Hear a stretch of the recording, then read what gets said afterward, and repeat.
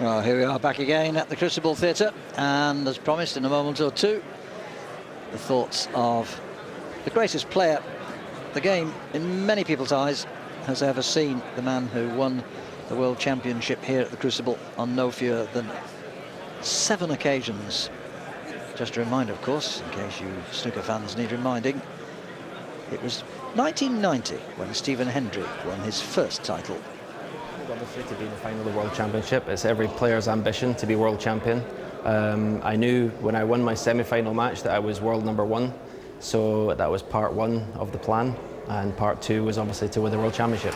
I just remember I was so relaxed, really just enjoyed it. I wasn't nervous at all. I fully expected to win, because I knew by beating John Parrott I was world #1, so I had all the pressure was gone. I just wanted playing Jimmy White. Just relax and enjoy. Obviously Jimmy White again, same 2 opponents.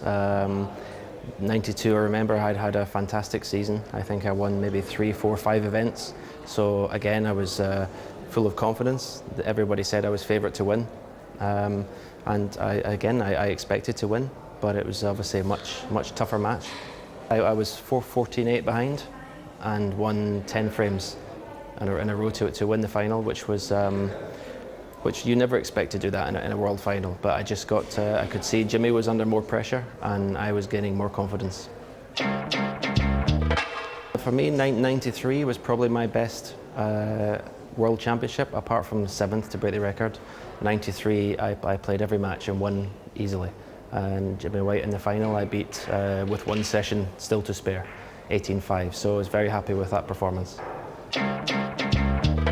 I remember that final obviously because it went to the final frame, 17-17.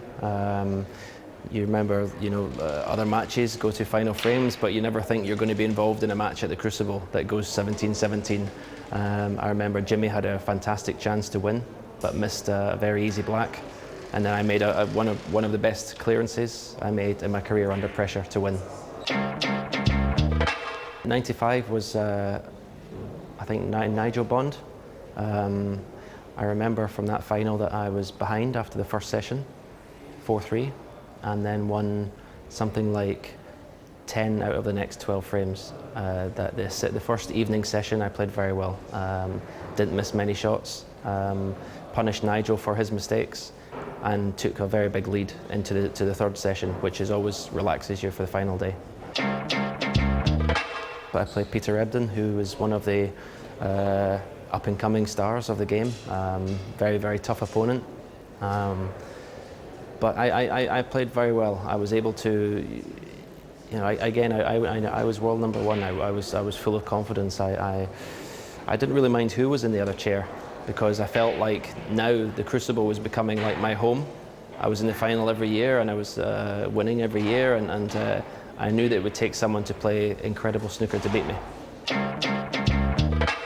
My 7th world title to beat the record of Steve Davis. I was under pressure. I knew what it meant to win the 7th world title. I knew that if I didn't do it this time, I might not get another chance. You never know with any sport. So I was determined to give it 100%, give it everything to try and win the 7th world title.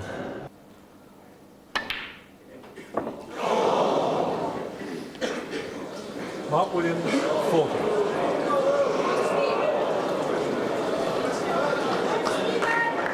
I remember, I only remember in the last frame I was 30-something behind and got a chance. And I remember thinking, you have to take this chance.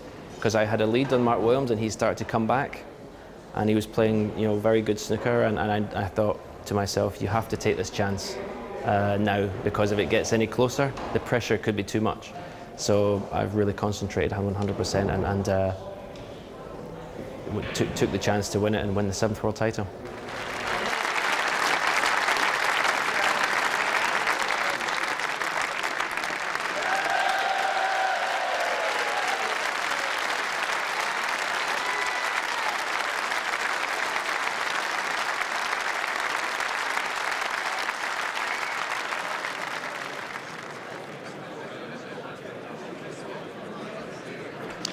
7 world titles. Will anybody ever equal or indeed better what Stephen Hendry did in the 1990s? Well, you could say Judd Trump's got plenty of time on his side. He hasn't won one yet, but who's to say?